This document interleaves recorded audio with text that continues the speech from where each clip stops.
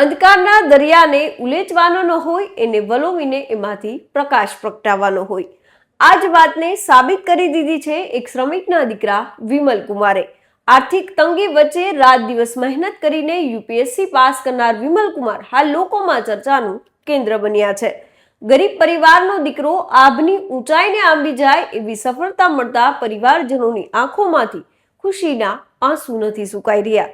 નમસ્કાર, આપની સાથે હું મમતા ગઢવી અને સંઘર્ષના તોફાન વચ્ચે સફળતાની નાવ પાર કરનાર વિમલ કુમારની વિગતે વાત કરીએ. વાત ગુજરાતી પર.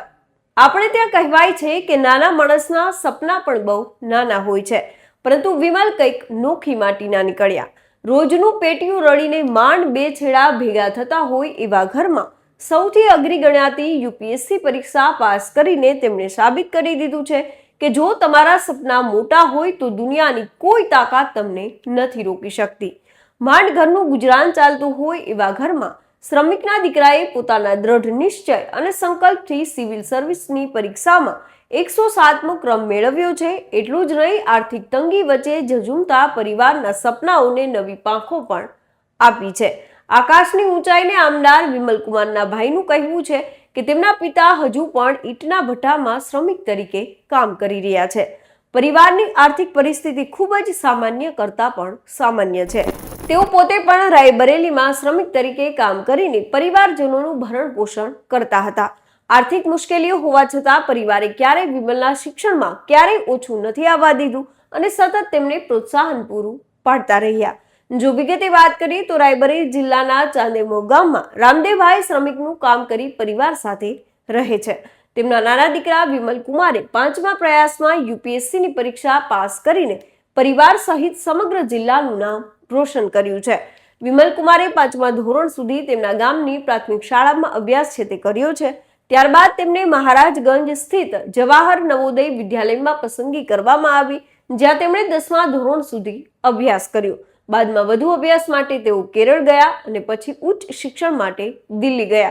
આર્થિક તંગી વચ્ચે તેઓ પરિવારની સ્થિતિ સુધારવા રાત દિવસ યુપીએસસી માટે મહેનત કરતા હતા અને તેનું પરિણામ પણ મળ્યું. આપને જણાવી દઈએ કે વિમલ કુમારે આઈઆઈટી દિલ્હીમાંથી બીટેકની ડિગ્રી મેળવી હતી. ત્યારબાદ તેમણે સિવિલ સર્વિસીસ પરીક્ષાની તૈયારી શરૂ કરી હતી. જોકે સૌથી નવાઈની વાત તો એ છે કે તેમણે યુપીએસસીની તૈયારી માટે કોઈ મોટી કોચિંગ સંસ્થા પર આધાર ન રાખ્યો હતો અને તેમણે પોતાની રીતે જ અભ્યાસ કરીને મોટા ભાગની તૈયારીઓ કરી હતી. વિમલ આ અંગે જણાવે છે કે 2021 થી 2025 દરમિયાન સતત તેમણે યુપીએસસીની પરીક્ષાઓ આપી. કોવિડ-19 સમયે તેમણે કોચિંગ વિના તેની તૈયારી છે તે ચાલુ રાખી હતી.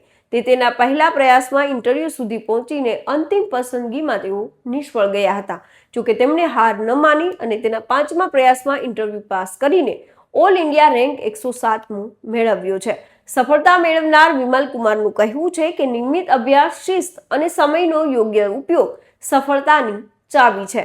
મુશ્કેલ પરિસ્થિતિઓ છતાં જો ધ્યેય સ્પષ્ટ હોય અને સખત મહેનત ચાલુ રાખવામાં આવે તો સફળતા એક દિવસ નિશ્ચિત મળે છે. જો પરિવારની વાત કરીએ તો વિમલ તેમના પિતા રામદેવ અને માતા સિયાવતીના સૌથી નાના દીકરા છે.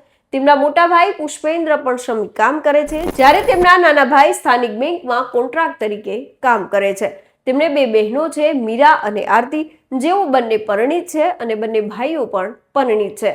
આર્થિક તંગી વચ્ચે યુપીએસસી પાસ કરનાર વિમલ કુમાર અનેક નવયુવાનો માટે પ્રેરણારૂપ છે. જો વાત કરીએ તો યુપીએસસીમાં કુલ 958 જેટલા ઉમેદવારો વિવિધ સેવાઓ માટે ક્વોલિફાય થયા છે, જેમાં ગુજરાતના સ્પીપાના 34 જેટલા ઉમેદવારોએ બાજી મારી છે. જેમાં નિશાર દિશાંતે ઓલ ઇન્ડિયામાં 19મો રેન્ક પ્રાપ્ત કર્યો છે. જોકે ગયા વર્ષ કરતાં આ વર્ષે વધારે ગુજરાતી ઉમેદવારોએ યુપીએસસી ક્વોલિફાય કરી છે. આ વર્ષે અમદાવાદમાં તાલીમ લીધેલા સ્પીપાના 82 ઉમેદવારોએ યુપીએસસીની પરીક્ષા આપી હતી, જેમાંથી સ્પીપાના કુલ 34 જેટલા ઉમેદવારોએ યુપીએસસી ક્વોલિફાય કરી છે. જોકે ગયા વર્ષે સ્પીપાના 27 જેટલા ઉમેદવારો યુપીએસસી ક્વોલિફાય કરી ચૂક્યા હતા, જેથી ગત વર્ષ કરતાં આ વર્ષે ક્વોલિફાય થનાર ઉમેદવારોની સંખ્યામાં મોટો વધારો નોંધાયો છે. એટલે કે પરિશ્રમનો કોઈ વિકલ્પ નથી અને જો મહેનત કરવામાં આવે તો આજે નહીં તો કાલે પણ સફળતા ચોક્કસ મળે છે. આ અંગે આપ શું કોઈ માની રહ્યા છો? અમને કોમેન્ટ કરીને જરૂર જણાવશો. તો અત્યારે બસ આટલું. ફરી કંઈક આવી અજાણી વાતો આપના સુધી પહોંચાડતા રહીશું અને મળતા રહીશું વાત ગુજરાતી પર.